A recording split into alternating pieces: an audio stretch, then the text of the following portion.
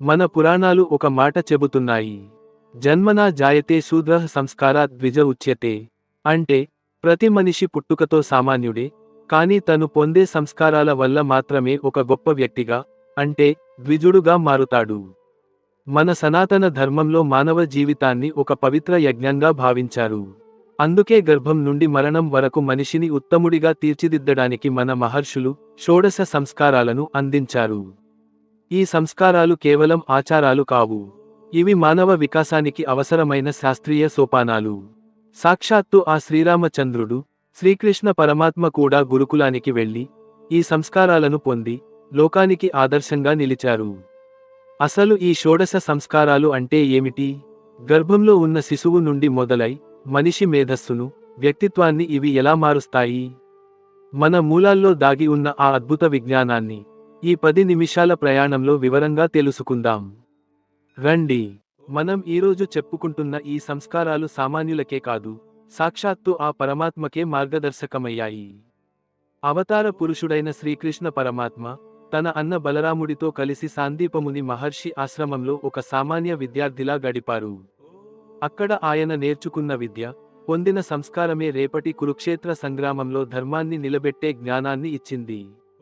కేవలం 64 రోజుల్లోనే 64 కళలను అభ్యసించిన ఆ గురువు గారి పాదాల చెంత ఆయన చూపిన వినయమే అసలైన సంస్కారం.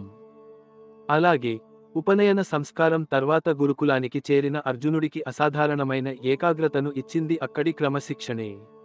గురువు ఆజ్ఞను తూచా తప్పకుండా పాటించడం, నిరంతర సాధన చేయడం అనేవి సంస్కారం ద్వారా లభించే గొప్ప లక్షణాలు.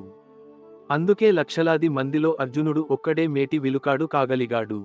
మన సంస్కారాలు కేవలం మనిషిని బ్రతికించడం కాదు, సమాజంలో ఒక విజేతగా నిలబెడతాయని చెప్పడానికి ఇవే పెద్ద నిదర్శనాలు. త్రేతాయుగం నాటి మర్యాద పురుషోత్తముడిగా మనం కొలిచే శ్రీరామచంద్రుడు ఆదర్శవంతమైన శిష్యుడిగా మనకు కనిపిస్తారు. దశరథ మహారాజు తన 4 కుమారులను వశిష్ఠ మహర్షి ఆశ్రమానికి పంపినప్పుడు వారు రాజభోగాలను వదిలి ఒక సామాన్య విద్యార్థుల్లా గురుసేవ చేస్తూ విద్యను అభ్యసించారు. వశిష్ఠ మహర్షి వద్ద వేదాలు, శాస్త్రాలు మరియు రాజనీతిని నేర్చుకున్నాక విశ్వామిత్ర మహర్షి వెంట వెళ్లి అస్త్రశస్త్ర విద్యలలో ఆరితేరారు. ఎంతటి బలవంతుడైనా, లోకపావనుడైన పరమాత్మ అయినా గురువు ఆజ్ఞను తలదాల్చడం, వినయంగా విద్యను స్వీకరించడం అనే సంస్కారమే శ్రీరాముడిని లోకానికి ఆదర్శప్రాయుడిని చేసింది. ఈ క్రమశిక్షణే ఆయనను ప్రతి కష్టకాలంలోనూ ధైర్యంగా నిలబెట్టింది. అంతటి వారే ఈ సంస్కారాల ద్వారా లోకానికి ఆదర్శంగా నిలిచారు అంటే వీటి వెనుక ఎంతటి విజ్ఞానం దాగి ఉందో మనం అర్థం చేసుకోవచ్చు. పురాణాల నుండి ఇప్పుడు మనం అసలైన సనాతన శాస్త్ర నిగూఢ రహస్యాలలోకి అడుగుపెడుతున్నాం. ఒక శిశువు గర్భంలో ఉన్నప్పటి నుండి ఈ లోకంలోకి అడుగుపెట్టి ఒక ఉన్నతమైన వ్యక్తిగా ఎదిగే వరకు మన మహర్షులు అందించిన ఆ షోడశ సంస్కారాల అసలు ఉద్దేశ్యం ఏమిటి? గర్భోపనిషత్తులో శిశువు వికాసం గురించి ఏముంది? ప్రతి సంస్కారం వెనుక ఉన్న ఆ రహస్య శాస్త్రీయ కారణాలు ఏమిటి? రండి, ఆ అమూల్యమైన జ్ఞానాన్ని వివరంగా తెలుసుకుందాం. షోడశ సంస్కారాల విజ్ఞానం. మానవ వికాసానికి 16 సోపానాలు. నమస్కారం. భారతీయ సనాతన ధర్మంలో మానవ జీవితం కేవలం పుట్టడం, పెరగడం మాత్రమే కాదు. అది ఒక నిరంతర సంస్కరణ. సంస్కారం అంటే శుద్ధి చేయడం అని అర్థం. ఒక రాయిని శిల్పంగా మార్చడానికి శిల్పి చేసే చెక్కడాలు ఎలాంటివో, ఒక సామాన్య మనిషిని ఉత్తమ మానవుడిగా తీర్చిదిద్దడానికి మన పెద్దలు అందించినవే ఈ 16 సంస్కారాలు. అవే షోడశ సంస్కారాలు. వీటి గురించి ఈరోజు వివరంగా తెలుసుకుందాం. గర్భోపనిషత్తు. గర్భ సంస్కారం 9 నెలల తపస్సు ముగిసింది. గర్భంలోని ఆ చీకటి గదిలో కొన్ని వందల జన్మల జ్ఞాపకాలను నెమరువేసుకుంటూ బయటకు వెళ్ళాక నేను దైవచింతనలోనే ఉంటాను, మళ్ళీ ఈ మాయలో పడను అని ఈశ్వరుడికి ప్రతిజ్ఞ చేసిన జీవుడు ఇప్పుడు బయటి ప్రపంచంలోకి అడుగుపెడుతున్నాడు. అదుగో వైష్ణవ వాయువు ఆవహించింది. మాయ కమ్మింది. గర్భంలో చేసిన ప్రతిజ్ఞను చూసిన పరమాత్మను క్షణంలో మర్చిపోయాడు. కోహం అని అడిగిన శిశువు లోకపు మాయలో పడి నేను అనే అహంకారంలోకి జారిపోయాడు. అందుకే పుట్టగానే బిడ్డ ఏడ్చింది. ఆ ఏడుపు ఆకలి కోసం కాదు, తను పొందిన పరమ జ్ఞానాన్ని కోల్పోయినందుకు.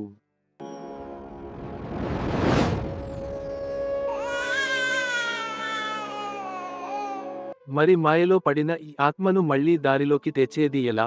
అశాశ్వతమైన ఈ దేహాన్ని ఒక పవిత్రమైన యంత్రంగా మార్చేది ఎలా? దీనికోసమే మన మహర్షులు బాల సంస్కారాలను అందించారు. పుట్టుకతో వచ్చే అశుద్ధాన్ని వదిలించి సంస్కారవంతమైన మేధావిగా మార్చే ఒక అద్భుతమైన ప్రయాణం ఇక్కడ నుండే మొదలవుతుంది. సంస్కారం అంటే మార్పు. ఒక సాధారణ రాయి శిల్పంగా మారాలంటే కొన్ని వేల దెబ్బలు సహించాలి. అలాగే ఒక పసికందు ఉత్తమ పురుషుడిగా మారాలంటే ఈ షోడశ సంస్కారాలనే శిక్షణను పొందాలి. ఆ ప్రయాణంలో మొదటి మెట్టు జాతకర్మ. ఇప్పుడు వివరంగా తెలుసుకుందాం. బాల సంస్కారాలలో మొదటిది జాతకర్మ. బిడ్డ భూమిపైకి వచ్చిన వెంటనే తండ్రి తన బిడ్డ మేధావిగా, ఆయుష్మంతుడిగా ఎదగాలని కోరుతూ చేసే పవిత్ర క్రియ ఇది. ఇక్కడ ఒక అద్భుతమైన విజ్ఞానం దాగి ఉంది. తేనె మరియు నెయ్యిని సమానంగా కాకుండా ఒక నిష్పత్తిలో కలిపి బంగారు ఉంగరంతో బిడ్డకు అందించడం వల్ల బిడ్డలో రోగనిరోధక శక్తి అద్భుతంగా పెరుగుతుంది. బంగారం మెదడులోని నాడులను ఉత్తేజితం చేస్తుంది. ఇది కేవలం ఒక ఆచారం కాదు, బిడ్డ మెదడు వికాసానికి వేసే తొలి అడుగు. బిడ్డ పుట్టిన 11వ రోజున చేసే సంస్కారం నామకరణం. ఒక మనిషికి పేరు అనేది కేవలం పిలవడానికి మాత్రమే కాదు, ఆ పేరు వెనుక ఒక శక్తి ఉంటుంది. పేరులోని అక్షరాల నుండి వెలువడే శబ్ద తరంగాలు ఆ శిశువు మనస్తత్వంపై, వ్యక్తిత్వంపై తీవ్ర ప్రభావం చూపుతాయి. అందుకే మన పెద్దలు దేవతల పేర్లు లేదా అర్థవంతమైన పేర్లు పెట్టాలని సూచించారు. తండ్రి బిడ్డ చెవిలో ఆ పేరును 3 సార్లు చెప్పడం ద్వారా ఆ బిడ్డకు ఈ లోకంలో ఒక గుర్తింపును, ఒక దిశను నిర్దేశిస్తాడు. బిడ్డ పుట్టిన 4వ నెలలో చేసే సంస్కారం నిష్క్రమణం. ఇప్పటివరకు ఇంటి 4 గోడల మధ్యే ఉన్న శిశువును మొదటిసారిగా బయటి ప్రపంచానికి తీసుకువచ్చే పవిత్ర ఘట్టం ఇది.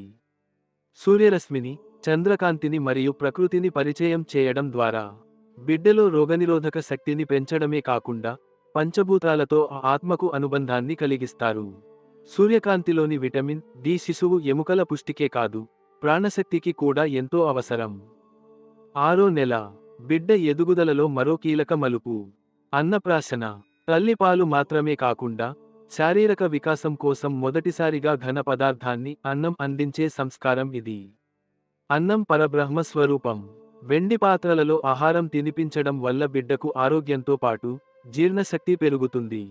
శాస్త్రీయంగా చెప్పాలంటే 6వ నెల నుండి బిడ్డ శరీరానికి అవసరమైన కార్బోహైడ్రేట్స్ మరియు ఐరన్ వంటి పోషకాలను ఈ అన్నం ద్వారా అందిస్తారు.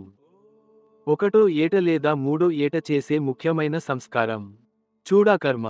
దీనినే మనం పుట్టువెంట్రుకలు తీయడం అంటాం. గర్భం నుండి వచ్చిన వెంట్రుకలను తొలగించడం అంటే గత జన్మల వాసనలను, అశుద్ధాన్ని వదిలి ఈ జన్మలో కొత్త వికాసానికి సిద్ధమవ్వడం. శాస్త్రీయంగా శిశువు తల మీద వెంట్రుకలు తీయడం వల్ల మెదడులోని ఉష్ణోగ్రత క్రమబద్ధీకరించబడి నాడుల వికాసానికి తోడ్పడుతుంది. ఇది బిడ్డకు ఆరోగ్యాన్ని, దీర్ఘాయువును ప్రసాదించే పవిత్ర ప్రక్రియ. శరీర సౌందర్యం కోసం కాదు, శ్రవణ శక్తి కోసం చేసే సంస్కారం కర్ణవేధ. అంటే చెవులు కుట్టించడం. మన పూర్వీకులు దీనిని ఒక గొప్ప విజ్ఞానంగా భావించారు. చెవి తమ్మె భాగంలో ఉండే ప్రత్యేకమైన నాడులు మెదడులోని మేధో కేంద్రాలకు అనుసంధానమై ఉంటాయి.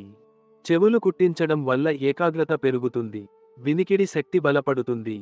ఇది బిడ్డలో ఉన్న జ్ఞానేంద్రియాలను ఉత్తేజితం చేసి భవిష్యత్తులో వారు వినే ప్రతి మాటను జ్ఞానంగా మార్చుకునేలా చేస్తుంది. 5వ ఏట అడుగుపెట్టగానే బిడ్డకు అక్షరాల ప్రపంచాన్ని పరిచయం చేసే సంస్కారం అక్షరాభ్యాసం. విద్యకు అధిదేవత అయిన సరస్వతీ దేవి సాక్షిగా మాతృభాషలోని అక్షరాలను దిద్దించడం ద్వారా బిడ్డలో సృజనాత్మకతకు అంకురార్పణ జరుగుతుంది. బియ్యంపై అక్షరాలు రాయడం వల్ల వేలి చివరన ఉన్న నాడులు ఉత్తేజితమై మెదడు చురుగ్గా మారుతుంది. ఇది కేవలం చదువు ప్రారంభం కాదు, జ్ఞాన సముపార్జనకు వేసే తొలి అడుగు. బాల్యంలో చివరి మరియు అత్యంత కీలకమైన సంస్కారం ఉపనయనం. దీనినే ఒడుగు అంటారు. అంటే జ్ఞాన నేత్రం వైపు నడిపించడం. గాయత్రి మంత్రాన్ని స్వీకరించడం ద్వారా బాలుడు ద్విజుడు అవుతాడు, అంటే జ్ఞానంతో 2వ జన్మను పొందుతాడు. ఈ సంస్కారం బిడ్డలో క్రమశిక్షణను, ఏకాగ్రతను మరియు దైవచింతనను నింపుతుంది. ఇక్కడ నుండి బిడ్డ సామాన్య బాలుడి నుండి ఒక బాధ్యతాయుతమైన బ్రహ్మచారిగా మారుతాడు. చూశారుగా, గర్భంలో మొదలైన సంస్కార ప్రయాణం బిడ్డను ఒక సంపూర్ణ మానవుడిగా ఎలా తీర్చిదిద్దుతుందో. ఈ సంస్కారాలు కేవలం ఆచారాలు కావు, ఇవి ఒక వ్యక్తిని ఉన్నతుడిగా మార్చే శాస్త్రీయ పద్ధతులు. మన పిల్లలకు మనం ఇచ్చే అతిపెద్ద ఆస్తి వెండి, బంగారాలు కాదు, సరైన సమయంలో ఇచ్చే ఈ సంస్కారాలే. సంస్కారం ఉన్నచోట వినయం ఉంటుంది. వినయం ఉన్నచోట విజయం ఉంటుంది. మన సనాతన ధర్మాన్ని గౌరవిద్దాం. మన పిల్లలను సంస్కారవంతులుగా తీర్చిదిద్దుదాం. శరీరానికి స్నానం ఎంత అవసరమో, ఆత్మకు సంస్కారం అంత అవసరం. మన పిల్లలను కేవలం ధనవంతులుగా కాదు, గుణవంతులుగా తీర్చిదిద్దుదాం. చూశారుగా, గర్భంలో చిన్ని ప్రాణంగా మొదలై ఒక సంపూర్ణ మానవుడిగా ఎదిగే వరకు మన ధర్మం అందించిన సంస్కారాలను నేటి వేగవంతమైన ఆధునిక ప్రపంచంలో మనం మన పిల్లలకు ఖరీదైన చదువులు, విలాసవంతమైన జీవితం ఇస్తున్నాం. కానీ మనం మర్చిపోతున్న అతిపెద్ద ఆస్తి సంస్కారం. మన పిల్లలను కేవలం ధనవంతులుగా కాదు, వివేకం కలిగిన గుణవంతులుగా, బాధ్యత కలిగిన సంస్కారవంతులుగా తీర్చిదిద్దుదాం. భవిష్యత్తు తరాలకు మనం ఇచ్చే నిజమైన కానుక ధనం కాదు, ధర్మబద్ధమైన వ్యక్తిత్వం. స్వస్తి.